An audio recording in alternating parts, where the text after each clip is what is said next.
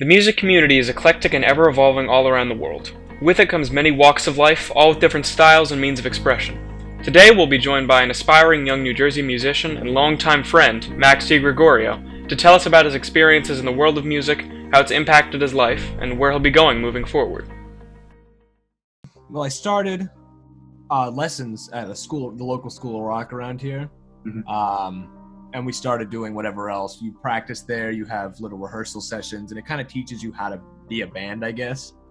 And at the end of each season, we called them, we would have an actual gig. And the whole groups would go out, and we'd have different set songs of different bands. We had a little events. It was cool.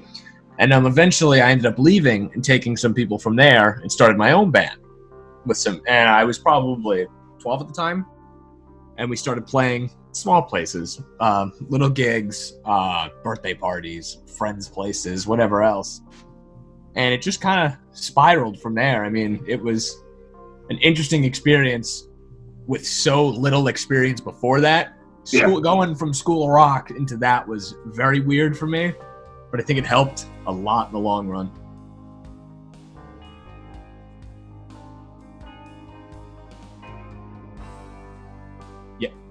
Yes.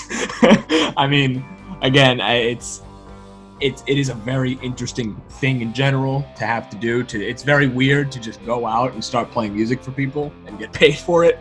But when you have all these other things, you've got school going on, you've got your social life, it's hard to mesh, especially school. I mean, I was having first week of school, I was still on summer schedule, so we were playing shows from 8 p.m. to 2 a.m.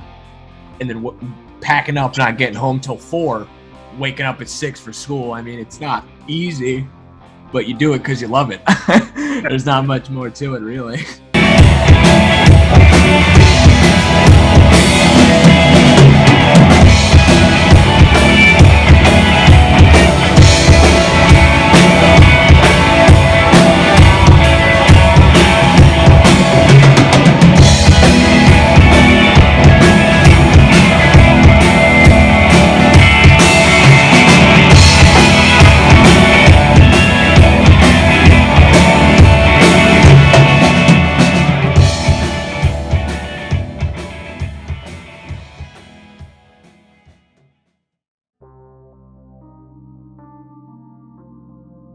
A big thing I like to do is go back into my other music, and I'll just, if anything, just listen, especially if I have writer's block and I don't want to sit here and write lyrics or so. I'll look at what I have, and sometimes it'll spark ideas, almost as I didn't like how I did something, and I'll go in to fix it, and then all of a sudden 3 hours have gone by and I've just been writing. I've just been doing it this whole time subconsciously.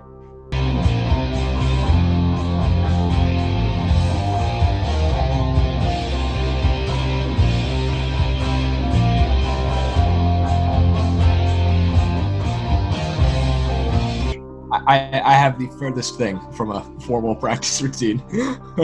I'll sit, I've got all my instruments in a nice little tight area, so everything's plugged in all the time. All you gotta do is hit some switches and all of a sudden I can just play. So it's very ease of access, but it's also very informal. So I mean, I'll go around, I'll sit, I'll play a little bit the keyboard, and I'll think of some type of idea and I'll throw it on the drums and I'll hit record and just go at it, if anything. But if it comes to having to practice for a specific show, I definitely do like to hone in on one thing and kind of leave everything else to the side. I like to do a lot at once. I'm not very good at doing one thing. I like to move. I'm very indecisive when it comes to that stuff. But again, if I really have to, it's all hands on deck for one instrument. If it's for something like that, if it's just casual, I rarely sit at one for a while.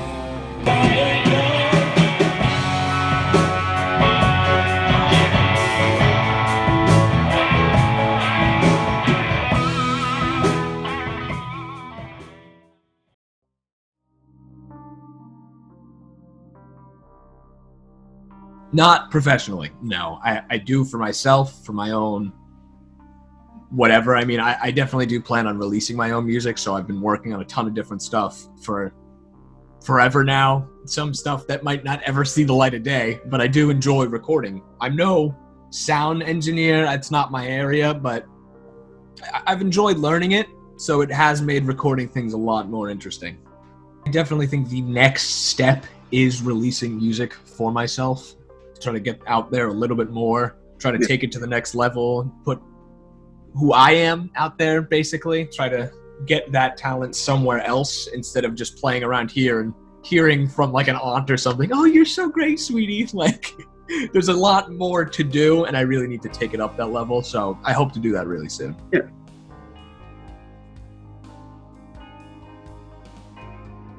Creative freedom. Freedom in every way. I mean, I get to go... I've missed school for this stuff before. I mean, I'll go into Philly and I'll have a show.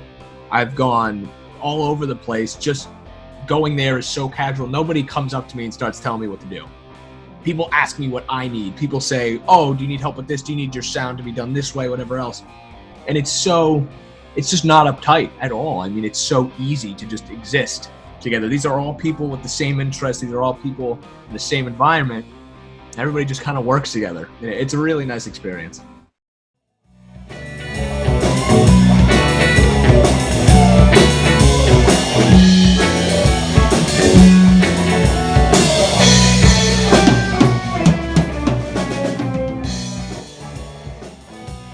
I think a lot of my social skills and general behaviors have definitely sparked from these experiences. And again, I've had to learn to work with people a lot more, especially bandmates.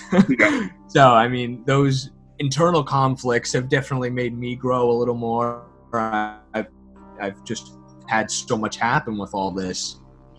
You start to find out who you are a little bit. You see how you react. We experience a lot. Again, social skills, financial skills. I mean, it's a whole different world for everything.